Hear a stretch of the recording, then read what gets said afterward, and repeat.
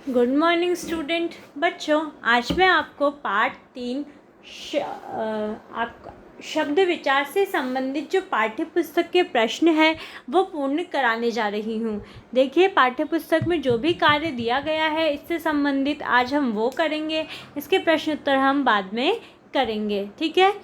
तो देखो, प्रश्न संख्या 2 है, दिए गए शब्दों में कौन सा शब्द तत्सम है और कौन सा तद्भव है, सामने लिखिए। तो हमें क्या बताना है कि जो शब्द दिए गए हैं उनमें से कौन से शब्द तत्सम है और कौन से शब्द तद्भव है। तो तत्सम पहले हम देखते हैं कि तत्सम और तद्भव होते क्या हैं। देखिए, तत्सम क्या होते हैं? ये वे शब्द होते हैं जो संस्कृत से हिंदी में आए हैं और ये क्या होते हैं, अपने मूल रूप में ही प्रयोग किए जाते हैं। कैसे? जैसे अगर कोई शब्द संस्कृत का है तो हम उसकी हिंदी लिखकर नहीं प्रयोग करेंगे, बल्कि उसे वैसा का वैसा ही संस्कृत में ही हम लिख देंगे, ठीक है। और तद्भव क्या होते हैं? ये शब्द भी संस्कृत से हिंदी में आते तो हैं, लेकिन ये क्या करते हैं, इनको क्या करते हैं, हम अपने मूल रूप में प्रयोग ना करके इसमें इनका जो रूप है वो बदल देते हैं, ठीक है। वो क्या, जैसे अग्नि है तो अग्नि का आग कर दिया, या शीर है शीर का खीर कर दिया। तो इस तरीके से हम इसका रूप जो है वो बदल देते हैं। तो अब हमें ये जो शब्द है इन्हें पढ़कर बताना है कि तत्सम है या तद्भव। देखिए, पहला शब्द है अपेक्षा। अपेक्षा देखो, ये एक संस्कृत का शब्द है और ये क्या है, तत्सम शब्द है।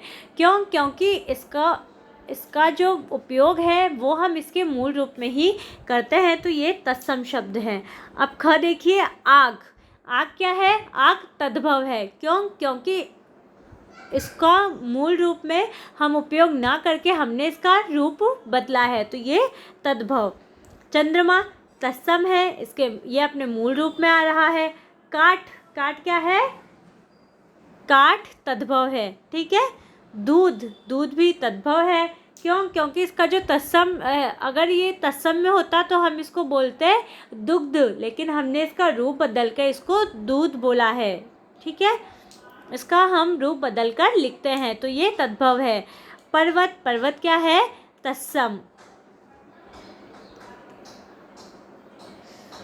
अब प्रश्न संख्या 3 देखिए, दिए गए शब्दों में से सही शब्द चुनकर रिक्त स्थान भरिए। देखो, यहाँ आपको कुछ शब्द दिए गए हैं, आपको ये शब्दों को चुनकर रिक्त स्थानों को भरना है। देखिए, शब्द रिक्त स्थान को मिलाकर बनते हैं। बताइए, शब्द किसको मिलाकर बनते हैं? देखो बच्चों, शब्द वर्णों को मिलाकर बनते हैं, ठीक है। ख देखिए, हिंदी का निर्माण रिक्त स्थान भाषा से हुआ है। हिंदी का निर्माण किस भाषा से हुआ है? देखो, लिपि तो देवनागरी है, तो अगर हमें इससे कोई लिपि पूछेगा तो हम देवनागरी बताएंगे, लेकिन अगर हमसे कोई भाषा पूछेगा तो हम क्या बोलेंगे? संस्कृत। हिंदी का निर्माण संस्कृत भाषा से हुआ है। ग देखिए, अर्थ के आधार पर शब्दों के रिक्त स्थान भेद होते हैं। कितने भेद होते हैं अर्थ के आधार पर शब्दों के? देखिए, अर्थ के आधार पर शब्दों के 2 भेद होते हैं। कितने भेद होते हैं?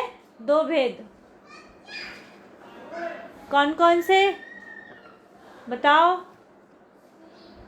सार्थक और निरर्थक। अब घ देखिए, विदेशी शब्द अरबी, फारसी, यूरोपियन वह रिक्त स्थान से आए हैं। रिक्त स्थान में क्या आएगा? अंग्रेजी। विदेशी शब्द कहाँ कहाँ से? अरबी, फारसी, यूरोपियन व अंग्रेजी से आए हैं।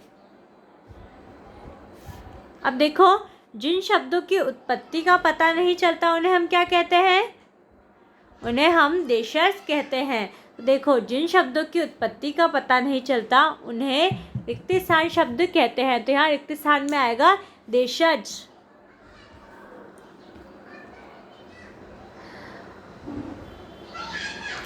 अब चौथा देखो बच्चों, प्रश्न संख्या 4 है, दिए गए शब्दों के सामने सही या गलत का चिन्ह लगाइए। दिए गए कथनों के सामने, तो जो ये कथन है, ये वाक्य है, इन्हें हमें पढ़ना है और यदि ये सही है तो सही और यदि ये गलत है तो गलत का निशान लगाना है।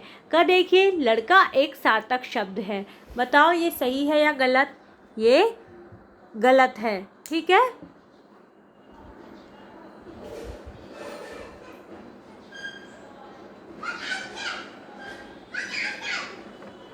आगे देखते हैं।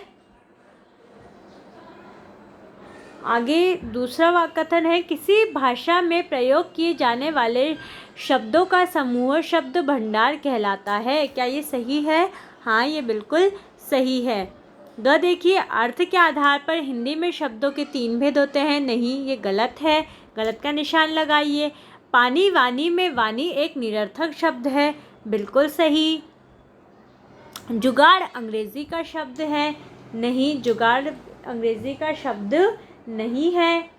तो इसे आप क्या करेंगे? गलत का चिन्ह लगा देंगे। तो इस तरीके से हमने इसको पूरा किया। अब आइए प्रश्न संख्या 5 पर। प्रश्न संख्या 4 तक हमने कर लिया है। अब प्रश्न संख्या 5 देखिए।